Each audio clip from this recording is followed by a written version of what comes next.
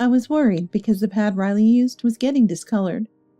One day, I got a call from Thomas. He said Riley had collapsed while staying over. In a panic, I took Riley to the hospital, where they diagnosed that it might be cancer. Shocked, I told Thomas on my way back, and then went to a meeting at Riley's tutoring center. After the meeting, I saw Thomas in front of the building where the tutoring center was. He was talking on his mobile phone. Riley just collapsed. Taking care of her is a hassle, so I'm thinking of giving up on it. She was just right as a housekeeper replacement. He laughed out loud and continued. If it's not cancer, I plan to sell her to adult entertainment. I'll make her work, earn a salary, and use it to pay off debts. Kids have to be useful to their parents, right? I was stunned by such horrible words. I muttered to myself, "You haven't grown in these 10 years, but I've changed. I'll do anything to protect Riley. Be prepared." I'm Hannah, a 45-year-old single mother. I divorced my ex-husband Thomas 10 years ago and have been living with my daughter Riley ever since. After the divorce, we've always lived a life short on time and money. Then one day, Thomas suddenly appeared in front of us. After disappearing for 10 years, what does he want now? I was inexplicably angry. Unaware of my feelings, Thomas made us an offer. I can hardly ever participate in weekday school events. How many times have I apologized to Riley? Each time, I'm overwhelmed by frustration. I used my paid leave for school events. I can't take time off when Riley gets sick, so I always end up making Riley endure. When Riley was little, I wanted to work reduced hours. If her father worked full-time, I could have attended school events and marathons without worry. Riley understands, so lately she doesn't ask if I can come, but leaves the event notices quietly on the dining table. Working from morning till night, I hardly have time to talk to Riley during the week, and the days pass in a rush. With my parents living far away, it's hard to rely on them. I want Riley to go to college and have a normal life.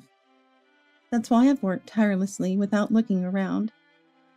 Lately, Riley's cold attitude, as she enters her rebellious phase, troubles me. Every morning, I rush to make breakfast, leave the dishes to Riley, and head to work. Even though the only time we can talk is at night, Riley gives vague answers to my attempts to start a conversation and quickly retreats to her room upstairs. Lately, she started attending tutoring sessions with friends, making it even harder for us to talk. Even on weekends, she either goes out with friends or stays in her room. When I knock on her door wanting to chat, I'm met with a grumpy response. "What? Let's watch TV together. Your favorite actor is on." "I'll watch it online later." The next day, I'm dismissed again with, "I'm watching videos." Or, "I'm on the phone with a friend. Go away." When she comes down for meals, we do see each other, but she responds to my attempts at conversation with indifferent nods, quickly returning to her room after washing the dishes. Living under the same roof, we barely speak or meet eyes, feeling as though we're living in separate houses. It seems like a lie that just a few years ago, she would smile and call out, "Mom." Watching variety shows alone feels unbearably empty. While struggling with these feelings, the doorbell rang one evening over the weekend. Ding dong! I was shocked to see who was at the door. It was Thomas, my ex-husband who had disappeared for the last 10 years. As I stood frozen, Riley came up beside me, looking puzzled, and peered out the door. "Dad?" Is that Riley? Yes, it's Dad. His cheerful tone irritated me. I responded coldly, "What do you want after all this time?" What's the problem? Can't I come to see Riley? "After abandoning us for 10 years? My bad. I was in the area for work and wanted to see you both. It felt awkward to keep him at the door, especially with neighbors watching. Reluctantly, I let him in. Riley, I've missed you. Thomas was overjoyed, as if he wanted to hug her. Despite 10 years, he still looked stunning, like an actor, with his appearance and naive smile that once deceived me. Thinking how much he must have lived without hardship infuriates me. Riley greeted Thomas with an awkward smile. Hello, Dad. What's with the formality? But Riley, you've grown up so beautiful. Thomas gave her a once-over with a superficial smile. Tall and stylish, you could pass for a high schooler already. Yeah, people often say I look mature for my age. Riley blushed. While I was preparing coffee, Thomas kept talking to Riley. Riley, choosing her words carefully, answered his questions. Do you remember me, Riley? Not really, just from what Mom told me, in pictures. Figures. I felt restless. Riley's smile had been rare lately, usually looking grumpy or sad. I came here today to talk about something important, Thomas said solemnly, setting down his coffee cup. Riley glanced at me sitting beside her. Should I leave? No, it's about you. Thomas looked seriously at Riley, sitting across from him. Riley, would you like to come live with me? I almost spit out my coffee. Riley was also surprised. What? You're going to high school next year, right? Which schools are you considering? Yeah. Stuyvesant High School and Bronx Science. Then you can commute from my apartment, no problem. Wait a minute. I interrupted the conversation in a panic. After ignoring us all this time, what's with suddenly showing up? This is just too selfish. Then Thomas crossed his arms and spoke in a somber tone. You know, getting to this age, I felt the loneliness of being single. But I guess you wouldn't want to get back together, so at least I thought I'd like to live with Riley. I couldn't help but shout at Thomas, who was smirking and scratching his head. Don't joke around. Absolutely not. Just go home. As I was trying to pull Thomas up from his chair, Riley said casually, I don't mind living with him. What? Really? Thomas's face lit up. Yeah, but it can't be all of a sudden. First, I want to go out together, stay overnight, and then decide, okay? Of course, you can even come to my apartment after graduation. I felt uneasy. I had only told Riley that our divorce was due to irreconcilable differences. Despite the divorce, Thomas and Riley remained father and daughter. I didn't want to plant a bad impression of our father in Riley, who was still a child. I never imagined he would suddenly show up and propose living together.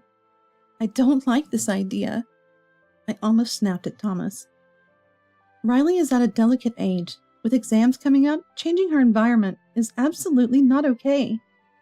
Riley looked at me in surprise, then Thomas chuckled. Hannah, it's not like Riley is going to be gone forever. If living together doesn't work out, she can always come back here. Exactly, Mom. You're thinking too much into it. Both of them laughed, and I closed my lips tightly. I know that. I know, but I'm worried about Riley. Unaware of my feelings, Thomas carelessly said, Then let's go out tomorrow. Where do you usually go with Mom? Theme parks or something? Ah, but you're in your 3rd year of middle school. You'd go out with friends. Riley smiled awkwardly. I don't think I've ever been to places like that before. My heart ached. The only places I had taken little Riley were shopping malls and parks. They were close by, so we could make it back in time for dinner at home, and we could stop by the shops on the way back. Above all, it was cheap or free entertainment. Watching animated movies while eating popcorn, having lunch at the food court, or celebrating Riley's birthday with delivered pizza was an unimaginable luxury for us. Though we've had a bit more financial leeway recently, until not long ago, even buying a single piece of clothing for Riley was a struggle, balancing against the household budget. A smirk appeared on Thomas's face, and he exaggeratedly sighed. What? Really? If it were up to me, I could take Riley wherever she wants, as much as she wants. Really? Yeah, where do you want to go tomorrow? Riley leaned in to look at the theme park website Thomas had opened. Seeing Riley excited made me feel lonely. Lately, no matter how much I invited her, she had always refused, saying she had plans with friends. But with Thomas, she was eager to go. Thomas then began inviting Riley to various places on the weekends, excluding test periods, gradually closing the distance between them. They went to the aquarium and brought back a huge manta ray plushie, went to a carnival and brought home cotton candy, went out happily to movies, and even visited a trendy dessert buffet. It's true that seeing Riley's bright expression after a long time made me relieved, since she had been looking downcast lately. Riley suffers from severe menstrual cramps, enduring the pain and lethargy so much that she would spend almost a week bedridden, even after taking over-the-counter painkillers. Having experienced the same, I understand the difficulty. I explain the situation to her school, and she attends makeup sessions to compensate for her absences.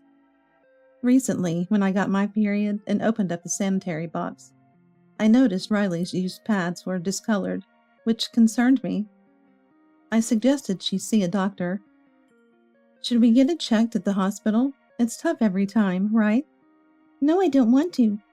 You can't come with me, right? Going to the gynecologist alone is scary. Understanding Riley's feelings, I decided to take her to the doctor when I could get the time off and left it at that.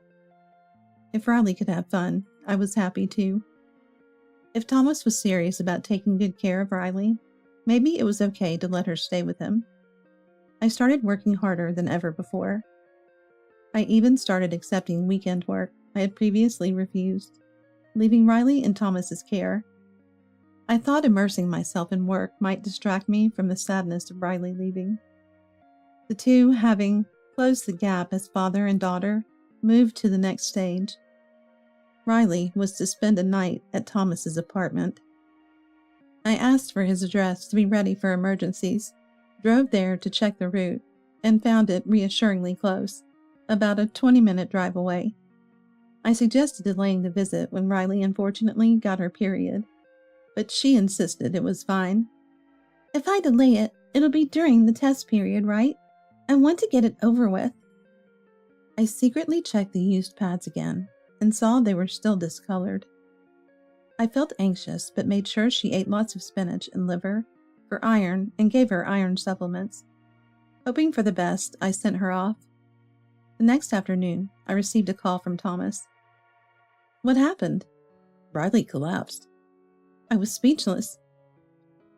She says it's just anemia, but she's pale as a ghost. This is bad. What should I do?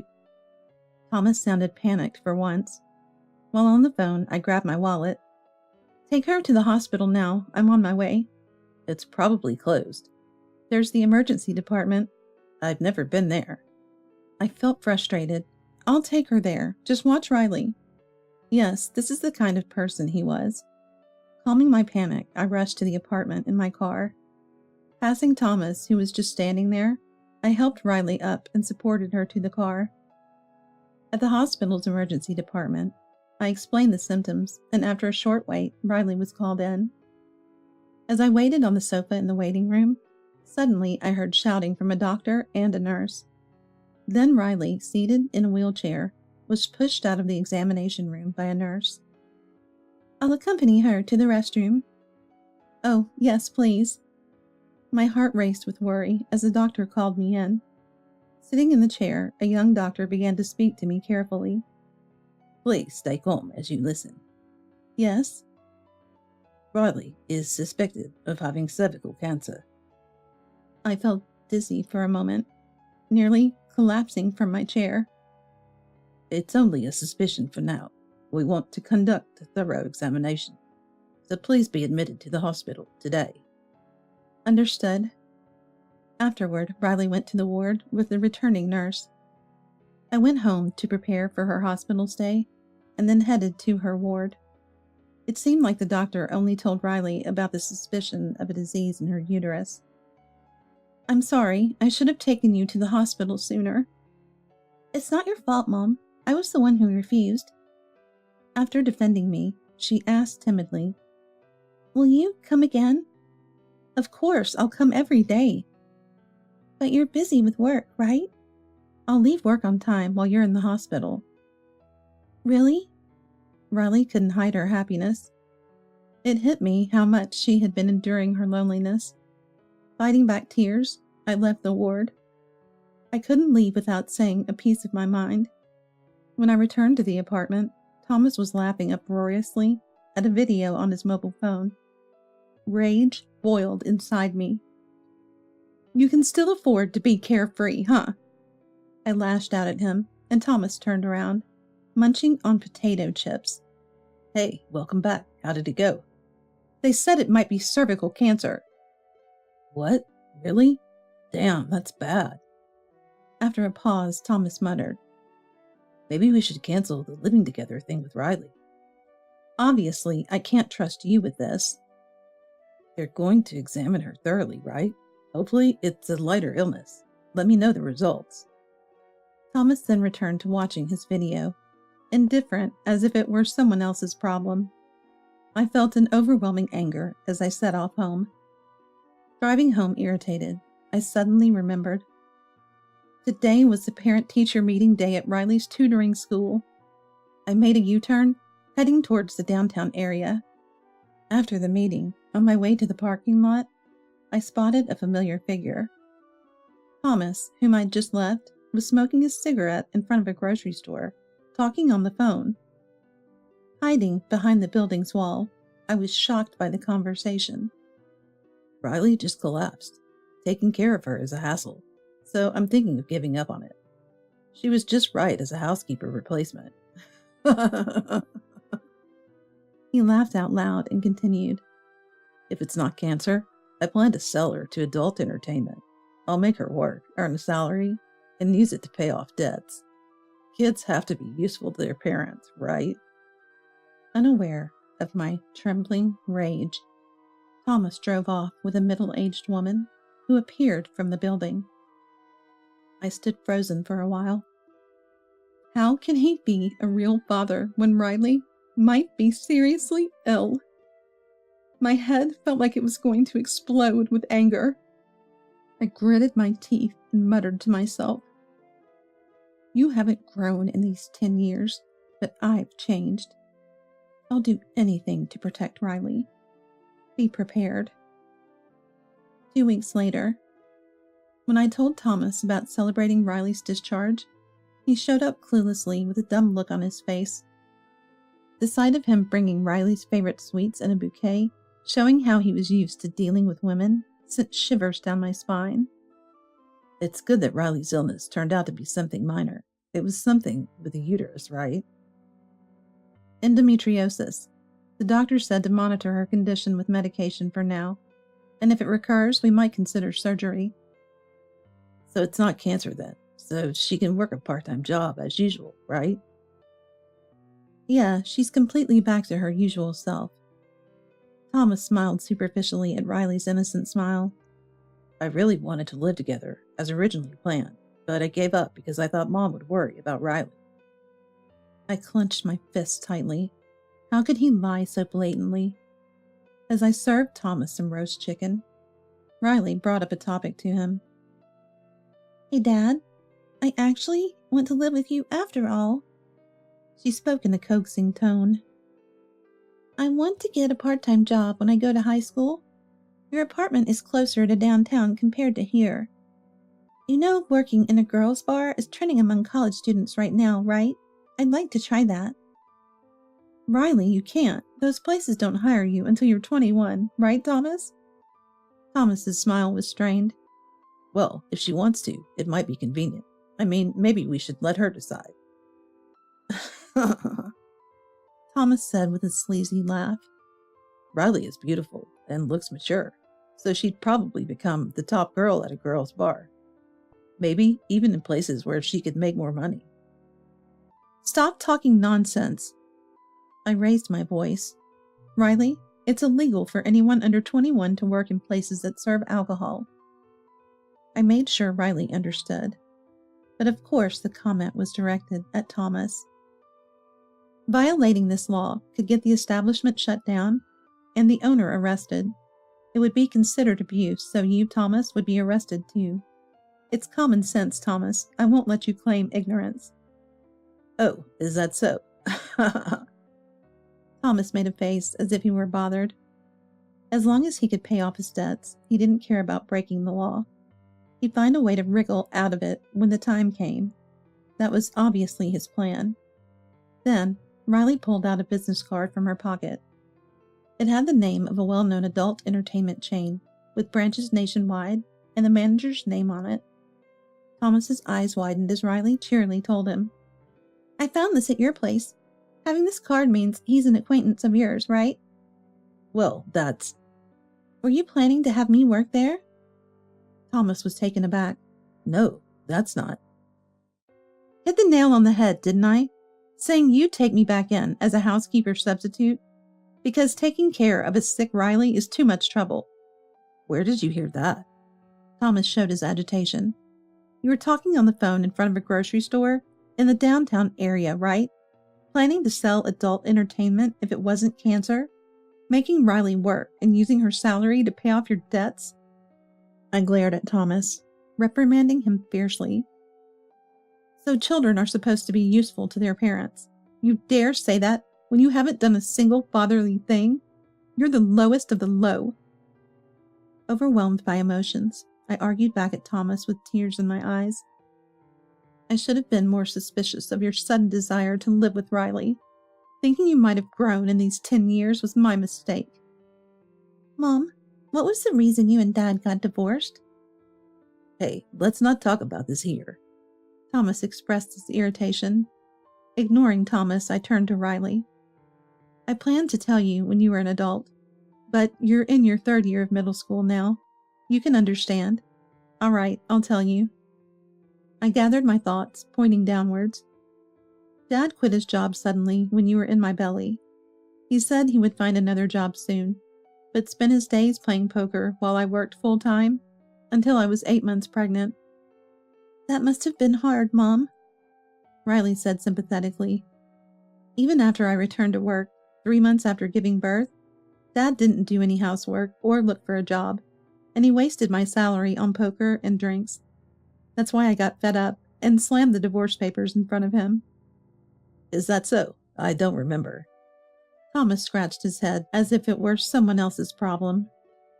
Moreover, the child support we agreed on before the divorce was only paid for 2 months. Then I couldn't contact Dad at all. I sighed.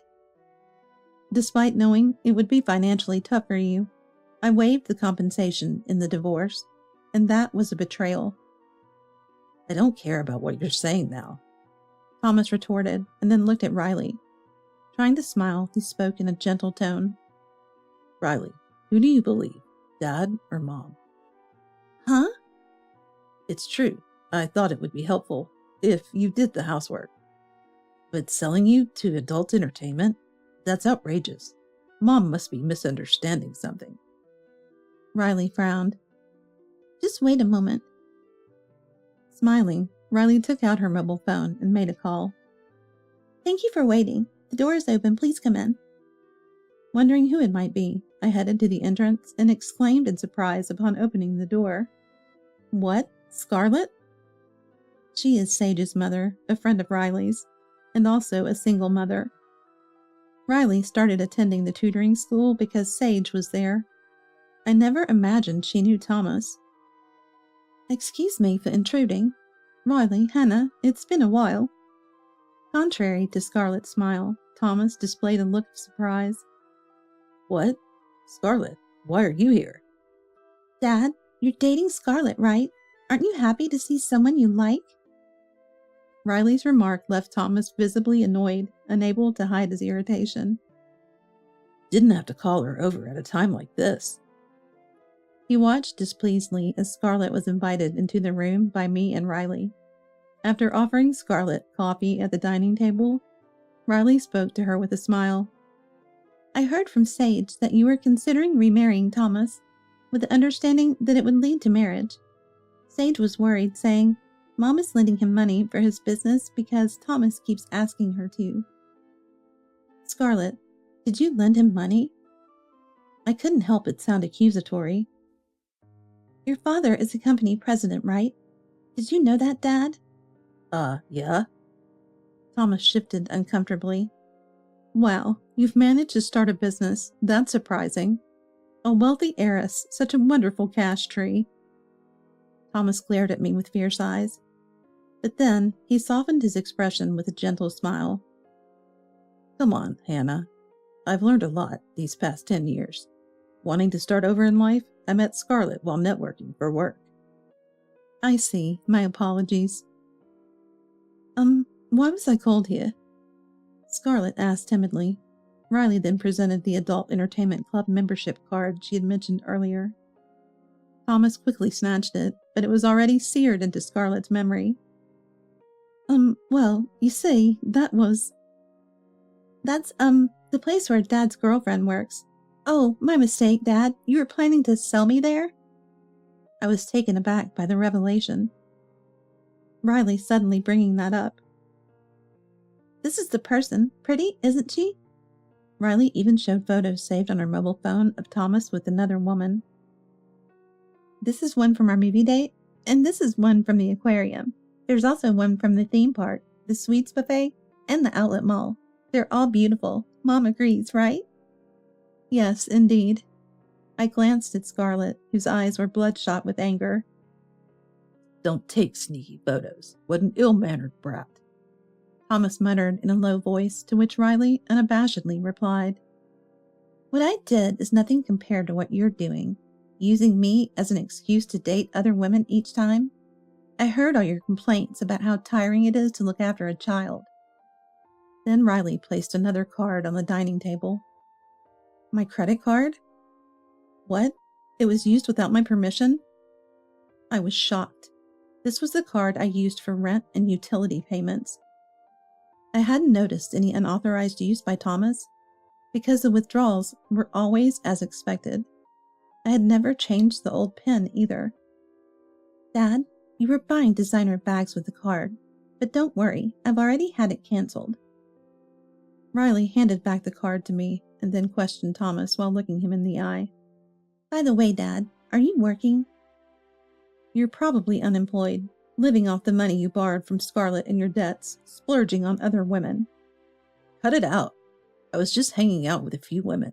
Don't believe what they're saying, Scarlett.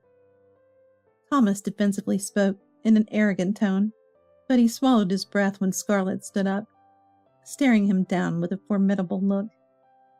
I've been supporting you financially because I thought you were busy with work, unable to mate, but it turns out you've been cheating with several women. Just as Hannah said, I was nothing but a cash cow to you. Unforgivable. It was just fun and games. Those women were just part of work, going out to eat and shopping with me. You wouldn't understand the adult entertainment world, being a lady of leisure. Thomas desperately tried to justify himself, but Riley then showered him with receipts from various hotels. So you enjoy visiting different hotels? So you were using Scarlett's money for this? Wow, there are even suites in famous hotels. How lavish. Damn, did you steal this from my room too? You're a thief. Thomas cursed, but I applauded. Thomas, you've really outdone yourself. 10 years ago, you quit your job while I was pregnant to indulge in poker, forced me to work postpartum, and then defaulted on child support. And now, you've swindled money from Scarlett, planned to sell your daughter into adult entertainment, and used my card without permission. You never disappoint. Scarlett's expression turned demonic. Don't listen to them, Scarlett. They're both liars. Those phone images must be edited. You should only trust me. Thomas claimed his innocence, but Scarlett's gaze was icy. I can't trust someone who speaks ill of his own daughter, let alone his ex-wife. Scarlett's rejection left Thomas stunned. I won't see you again. I'll have my lawyer contact you tomorrow to demand the money back. Huh? Look, suddenly demanding $100,000 is impossible. Scarlett brushed off Thomas's attempt to cling to her and stormed out in anger. Damn, there goes my cash cow. Thomas muttered bitterly, turning his bloodshot eyes towards me. You two are going to pay for this. That's none of our business. Were you really planning to marry Scarlett? You might get sued for marriage fraud. Thomas laughed off my words. Right, not just Riley. Hannah can work too. That way, I can pay off my debts quickly and start playing around again. It's only natural for family to help out when in trouble, right? You two work for me.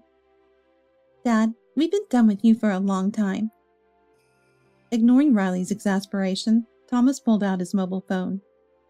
Manager, let's proceed with that discussion we had. Hannah will join us. What, you're backing out now? Why? While Thomas was arguing on the phone, the doorbell rang. Ding dong! 2 men in suits stood at the entrance. Detectives? Police? Ripley opened the door and welcomed the detectives inside. One of the detectives showed his badge to Thomas and asked formally, Are you Thomas Scott?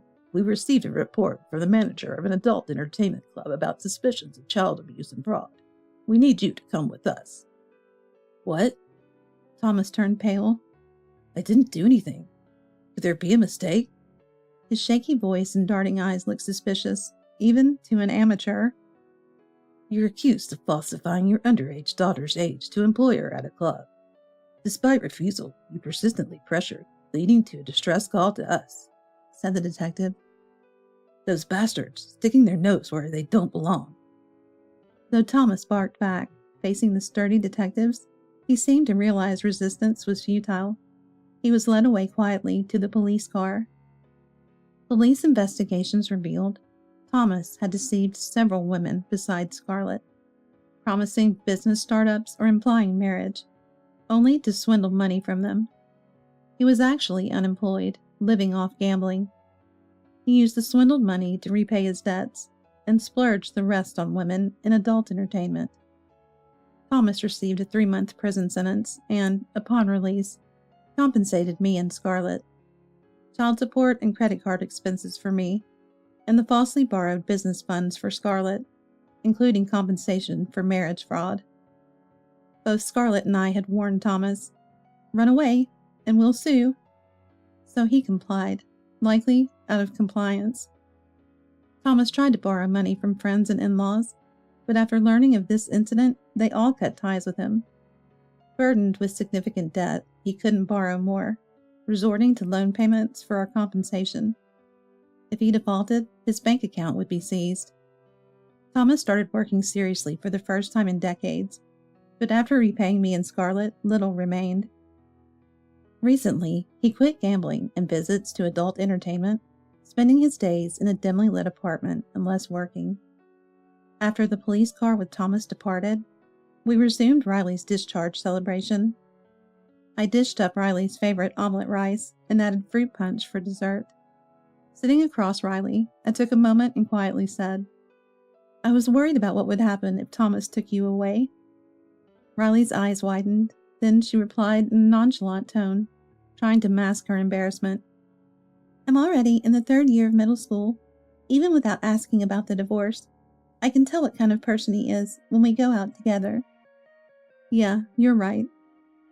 Alone with Riley again, she reverted to her indifferent demeanor. The fun of teaming up against Thomas made me slightly sad to think our interactions might lessen. "I just wanted to see what it was like to go out with Dad. I never intended to live with him." "Really?" "Of course. My only family is you, Mom." Tears welled up as Riley pursed her lips. "That's right. Of course." Riley started eating her omelet rice without further ado. "How is it? Delicious?" "I always tell you, your omelet rice is better than any restaurant's. Can I have seconds?" Watching Riley enjoy her seconds, a smile naturally appeared on my face. Someday Riley will become independent. Until then, I want to cherish the happiness of being together and enjoy our parent-child bond. That's how I felt.